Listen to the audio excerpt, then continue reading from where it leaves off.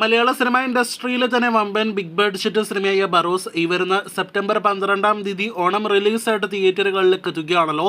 മലയാളത്തിന്റെ സ്വന്തം ലാലേട്ടൻ നായകനെത്തി ലാലേട്ടൻ ആദ്യമായിട്ട് സംവിധാനം ചെയ്യുന്ന ബറോസ് എന്ന സിനിമ തിയേറ്ററുകളിലേക്ക് എത്താനായിട്ട് 1 മാസത്തിലധികം സമയം ബാക്കി നിൽക്കവേ സിനിമയുടെ പ്രൊമോഷൻ ഘട്ടത്തിലേക്ക് അണിയറ പ്രവർത്തകർ കടക്കാനായിട്ടൊരുങ്ങവേ ഇപ്പോഴത്തെ ലാലേട്ടൻ, ജിജോ പന്നൂസ്, ഒപ്പം തന്നെ ടി.കെ. രാജീവ് കുമാർ തുടങ്ങിയ സിനിമയുടെ അണിയറ പ്രവർത്തകർ തേടി ഒരു പകർപ്പവകാശ ലംഘന നോട്ടീസ് എത്തിയിരിക്കുകയാണ്. 2008-ൽ തന്റേതായിട്ട് പ്രസിദ്ധീകരിച്ച ഒരു നോവലുമായി സാമ്യമുണ്ട് ബറോസിന്റെ കഥ എന്നാണ് മലയാളി കൂടിയായ ജർമ്മൻ പൗരൻ ഇതിനോടകം തന്നെ വ്യക്തമാക്കിയിരിക്കുന്നത്. എന്തായാലും ഈ നോട്ടീസുമായി ബന്ധപ്പെട്ട കൂടുതൽ ഫോളോ അപ്പ് വാർത്തകൾ വരികയാണെങ്കിൽ അതറിയാനായിട്ട് പ്രേക്ഷകർ കാത്തിരിക്കൂ.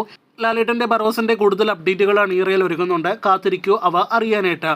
ഇതിനിടയിൽ ലാലേട്ടൻ ഭാഗമാകേണ്ടിരുന്ന ഈ വർഷത്തിലെ മറ്റൊരു ബ്രഹ്മാണ്ഡ സിനിമയുടെ ഒരു റിപ്പോർട്ടാണല്ലോ കഴിഞ്ഞ ദിവസം ഇതിനോടകം തന്നെ ഒരുപാട് പ്രേക്ഷകരിലേക്ക് എത്തപ്പെട്ടിരിക്കുന്നത്. 1000 കോടിയിലേറെ കളക്ഷൻ നേടിയെടുത്ത 2024 വർഷത്തിലെ ഒരേ ഒരു സിനിമയാണല്ലോ കൽക്കി 2898 AD.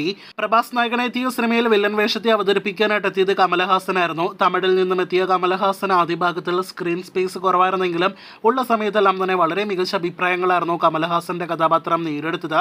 ഇപ്പോഴത്തെ കമലഹാസൻ അവതരിപ്പിച്ച സുപ്രീം യാഷ്കിന്റെ ആ ഒരു റോളിന് നമ്മുടെ ലാലേട്ടനെ കൂടി പരിഗണിച്ചിരുന്നു എന്നാണ് സിനിമയിൽ ഒരു മലയാളി അണിയറ പ്രവർത്തകൻ കുറച്ച് ദിവസങ്ങൾക്ക് മുന്നേ അഭിമുഖത്തിൽ അറിയിച്ചത്. ഇപ്പോഴത്തെ അത് ശരിവച്ചിരിക്കുകയാണ് സിനിമയുടെ സംവിധായകൻ കൂടിയായ നാഗശ്വിൻ.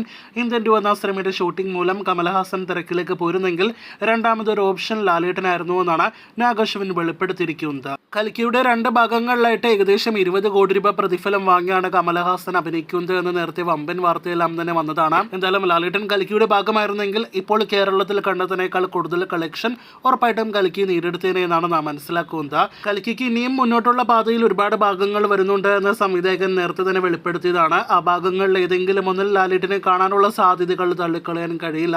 കാത്തിരിക്കൂ കൂടുതൽ ഇതുപോലുള്ള സിനിമ വാർത്തകൾ കേട്ട്.